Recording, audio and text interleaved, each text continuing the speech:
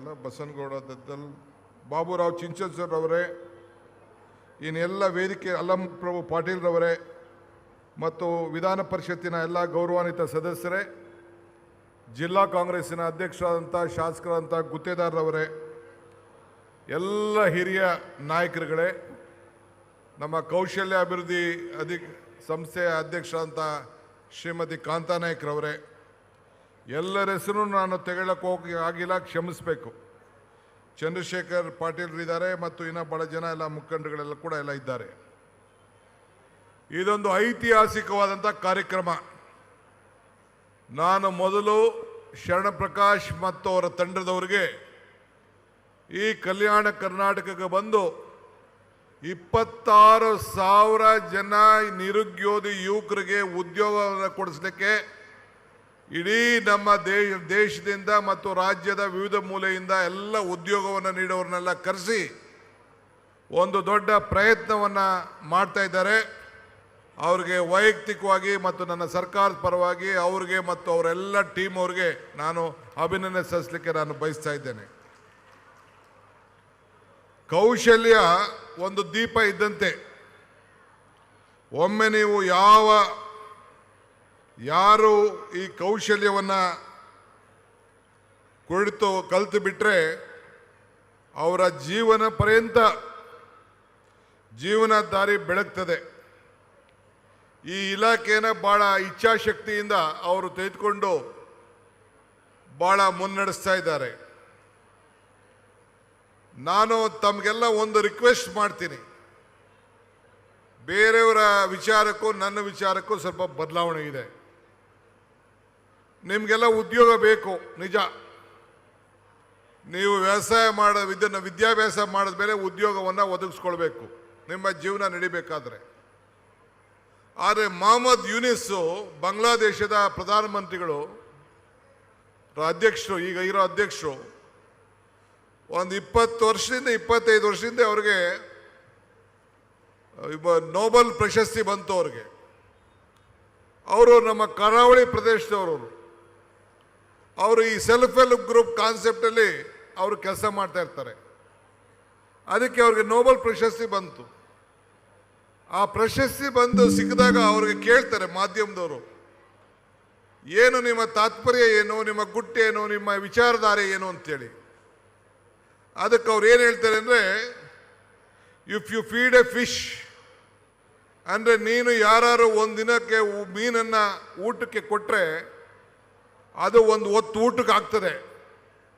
ಆದರೆ ಮೀನು ಹಿಡಿಯಂಥ ಕಲಗಾರಿಕೆ, if you teach him fishing, ಮೀನು ಹಿಡಿಯಂಥ ಕಲಗಾರಿಕೆಯನ್ನು ಕಲಿಸಿದ್ರೆ ಇಡೀ ಜೀವನ ಅನುಕೂಲ ಆಗ್ತದೆ ಅಂತೇಳಿ ಮೊಹಮ್ಮದ್ ಯೂನಿಸ್ ಅವರು ಹೇಳ್ತಾರೆ. ನಾನು ಮೊಹಮ್ಮದ್ ಯೂನಿಸ್ ಅವರ ವಿಚಾರದಲ್ಲಿ ಬಹುಶಃ ನಾನು ಆವತ್ತಿಂದನೂ ಕೂಡ ನಾನು ಅವರ ಒಬ್ಬ ದೊಡ್ಡ ಅಭಿಮಾನಿಯಾಗಿದ್ದೇನೆ. ತಮಗೆ ಇವತ್ತು ನಮ್ಮ ಶರಣಪ್ರಕಾಶ್ ಪಾಟೀಲ್ ರವರು ಈ ಜವಾಬ್ದಾರಿಯನ್ನು ತೆಗೆದುಕೊಂಡು ಬರೀ ಉದ್ಯೋಗದ ಬಗ್ಗೆ ನೀವು ಚಿಂತೆ ಮಾಡಕ್ಕೆ ಹೋಗಬೇಡಿ.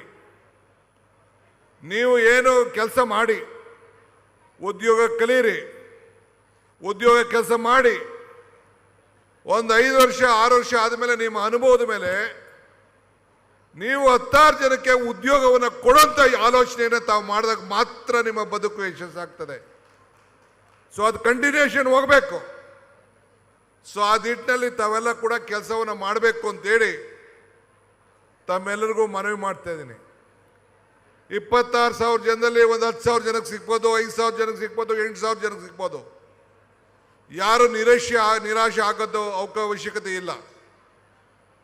DVG ಒಂದು ಕಡೆ ಒಂದು ಮಾತು ಹೇಳ್ತಾರೆ, ಏನಾನು ಮಮ್ಮಾಡು ದೊರಜ ಉಜ್ಜುಗವ, ನಾನೇನು ಹುಲ್ಲು ಕಡ್ಡಿ ಎಂಬ ನುಡಿಬೇಡ, ಹೀನ ಮಾವುದು ಮಿಲ್ಲ ಜಗದ ಉಡಿದರೆ ತಾಣಿರುವುದು ನೀನು ಮಂಕುತಿಮ್ಮ ಅಂತ. ಅಂದರೆ ಈ ದೇಗುಲದ ಜಗತ್ತ ಗುಡಿಯಲ್ಲಿ ಎಲ್ಲರೂ ಕೂಡ ಒಂದಲ್ಲ ಒಂದು ಅವಕಾಶ ಇದ್ದೇ ಇದೆ. ಈಗ ನೀವು ಯಾರು ಕೂಡ ನಾನು ಚೇರಲ್ಲಿ ಕೂತ್ಕೋಬೇಕು, ಆಫೀಸಲ್ಲಿ ಕೂತ್ಕೋಬೇಕು, ಮ್ಯಾನೇಜರ್ ಆಗಬೇಕು ಅಂತ ಆಲೋಚನೆ ಮಾಡಬೇಕಾಗಿಲ್ಲ.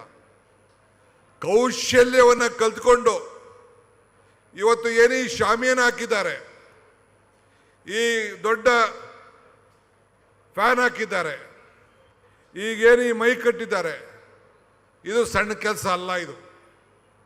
ಇದಕ್ಕೂ ಕೂಡ ಕೌಶಲ್ಯ ಬೇಕು. ಇದಕ್ಕೂ ಕೂಡ ಒಂದು ದೊಡ್ಡ ಉದ್ಯೋಗ. ಏನು ನೀವು ಆಫೀಸಲ್ಲಿ ಕೂತ್ಕೊಂಡು ಕಂಪ್ಯೂಟರ್ ಮುಂದೆ ಕೊಟ್ಕೊಂಡ್ರೆ 15-20-30 ರೂಪಾಯಿಗೆಲ್ಲ ಕಳಿಸ್ಬಿಡ್ತಾರೆ. ಅದೇ ಇದನ್ನೆಲ್ಲ ಹಾಕೋದು ಕಳಿಸಿದ್ರೆ 40-50 ರೂಪಾಯಿ ಸಿಗ್ತದೆ. ಸೊ ಹಂಗೆ ನಿಮ್ಮ ಕೆಲಸದ ಬಗ್ಗೆ ನಿಮಗೆ ಆತ್ಮಗೌರವ ಇರಬೇಕು. ನಾನು ಏನಪ್ಪ ಟೆಂಟ್ ಹಾಕ್ತೀನಿ, ನಾನು ಮೈಕ್ ಹಾಕ್ತೀನಿ, ನಾನು ಶಾಮಿಯಾನ ಹಾಕ್ತೀನಿ, ಯಾರು ಬೇಜಾರು ಮಾಡ್ಕೋಬಾರ್ದು. ಇದು ಉದ್ಯೋಗದಲ್ಲಿ ಈಗ ಅಮೇರಿಕಾದಲ್ಲಿ ಎಲ್ಲರೂ ಕೂಡ ಅವ್ರ ಮನೆ ಅವರೇ ಕಸ ಗುಡಿಸ್ಕೋಬೇಕು, ಅವರ ಇವ್ರನ್ನ ಟಾಯ್ಲೆಟ್ಗಳನ್ನ ಅವರೇ ಕ್ಲೀನ್ ಮಾಡ್ಕೊಳ್ಬೇಕು, ಅವ್ರ ಬಟ್ಟೆಗಳನ್ನ ಅವರೇ ಒಕ್ಕೋಬೇಕು. ಅಲ್ಲಿ ಯಾರು ಕೆಲಸದವ್ರು ಇಲ್ಲ ನಿಮಗೆ, ಅವ್ರು ಯಾರು ಬದುಕ್ತಾ ಇಲ್ವೇ? ಸೊ ಹಂಗೆ ಇವತ್ತು ಪ್ರತಿಯೊಬ್ಬ ಬದುಕಿನಲ್ಲಿ ಇವತ್ತು ಬೆಂಗಳೂರು ಫುಲ್ಲು ಉತ್ತರ ಭಾರತದವರೆಲ್ಲ ಬಂದು ಸೇರ್ಕೊಂಡ್ಬಿಟ್ಟಿದ್ದಾರೆ. ನೀವು ಕೂಡ ಭಾಳ ಜನ ನಾನು ಕೊರೋನಾ ಸಂದರ್ಭದಲ್ಲಿ ನಾನು ಗಮನಿಸಿದೆ. ಕೊರೋನಾ ಸಂದರ್ಭದಲ್ಲಿ ನೀವೆಲ್ಲ ವಾಪಸ್ ಮನೆಗೆ ಹೋಗ್ಬೇಕು ಅಂತ ಹೊರಟಾಗ ಪ್ರಿಯಾಂಕಾ ಖರ್ಗೆ ಅವ್ರನ್ನ ಭೇಟಿ ಮಾಡೋಕ್ಕೆ ಕೆಲವರೆಲ್ಲ ಬಂದಿದ್ರಿ. ಅವರು ಸಿಕ್ಕಲಿಲ್ಲ, ನನ್ನ ಮನೆಗೆ ಬಂದಿದ್ರು. ಕೆಲವರು ಬಂದು ಹೇಳಿದ್ರು, ಸ್ವಾಮಿ ನಮಗೆ 3 ಸಲಹೆ ಮಾಡಿಬಿಟ್ಟಿದ್ದಾರೆ, 700 ರೂಪಾಯಿ. ಯಾದಗಿರಿಯವರು ಆ ಹುಡುಗರುಗಳು ಒಂದು 20 ಜನ ಬಂದು ನನ್ನ ಮನೆಗೆ 700 ರೂಪಾಯಿ ಬಸ್ ಚಾರ್ಜು, 3 ಸಲ 2100 ರೂಪಾಯಿ ಕೊಟ್ಬಿಟ್ಟಿದೆ ಅಂತ ಮಾಡಿದ್ದಾರೆ, ನಮ್ಮ ಹತ್ರ ದುಡ್ಡಿಲ್ಲ ಅಂಥೇಳಿ ಬಂದರು. ನಾನು ಅಲ್ಲೇ ತೀರ್ಮಾನ ಮಾಡಿದೆ, ಸಿದ್ದರಾಮಯ್ಯನವ್ರಿಗೆ ಫೋನ್ ಮಾಡಿದೆ, ಈ ಪರಿಸ್ಥಿತಿ ಏನಿದೆ ಅಂಥೇಳಿ. KPCCಲಿ 1 ಕೋಟಿ ರೂಪಾಯಿ ದುಡ್ಡು ಇತ್ತು. ಸೊ ನಾನು ಸಿದ್ದರಾಮಯ್ಯನವ್ರು ಮಾತಾಡಿಕೊಂಡು ಪ್ರಿಯಾಂಕಾ ಖರ್ಗೆ ಅವ್ರಿಗೆ, ನಮ್ಮ ಅಜಯ್ ಸಿಂಗ್ಗೆ ಅವ್ರಿಗೂ ಮಾತಾಡ್ಬಿಟ್ಟು ಬೆಳಗ್ಗೆ ಅಲ್ಲೇ ಅನೌನ್ಸ್ ಮಾಡಿದೆ, ನೀವು ಅವ್ರಿಗೆ ಫ್ರೀಯಾಗಿ ಕಳಿಸಿ, ಇಲ್ಲ ನಾನೇ 1 ಕೋಟಿ ರೂಪಾಯಿ ಹಣವನ್ನು ಕೊಡ್ತೇನೆ ಅಂತೇಳಿ ಅನೌನ್ಸ್ ಮಾಡಿ ಇಡೀ ರಾಜ್ಯದ ಎಲ್ಲ ಜನರಿಗೂ ಕೂಡ ಉಚಿತವಾಗಿ ಪ್ರಯಾಣವನ್ನು ಮಾಡೋಂಥ ತೀರ್ಮಾನ ಅವತ್ತಿನ ಕಾಂಗ್ರೆಸ್ ಪಕ್ಷ ಮಾಡ್ತು ಅಂತ ಹೇಳಲಿಕ್ಕೆ ನನಗೆ ಭಾಳ ಸಂತೋಷ ಆಗ್ತದೆ. ಅದು ನಿಮ್ಮಿಂದ ಪ್ರಾರಂಭ ಆಯಿತು. ನಿಮ್ಮ ಚಿಂತನೆ, ನಿಮ್ಮ ಆಲೋಚನೆಯಿಂದ ಇವತ್ತು ಪ್ರಾರಂಭ ಆಯಿತು. ಇಲ್ಲಿ ನೀವೆಲ್ಲ ಉದ್ಯೋಗಕ್ಕೋಸ್ಕರ ಬಂದಿದ್ದೀರಿ. ಇವತ್ತು ನಮ್ಮ ಮಲ್ಲಿಕಾರ್ಜುನ್ ಖರ್ಗೆ ಸಾಹೇಬರು ಉದ್ಯೋಗದ ಲೇಬರ್ ಮಿನಿಸ್ಟರ್ ಆಗಿದ್ದರು ರಾಷ್ಟ್ರ ಮಟ್ಟದಲ್ಲಿ. ಅವರು ಆಸ್ಕರ್ ಫರ್ನಾಂಡಿಸ್ ಆಗಿದ್ದರು. ಪ್ರಜಾಪ್ರಭುತ್ವ ಬಂದ ಮೇಲೆ ಈ ದೇಶದಲ್ಲಿ ಎಲ್ಲ ಲೇಬರ್ ಮಿನಿಸ್ಟರ್ಗಳು ಭಾಳ ಜನ ಬಂದು ಹೋಗಿದ್ದಾರೆ.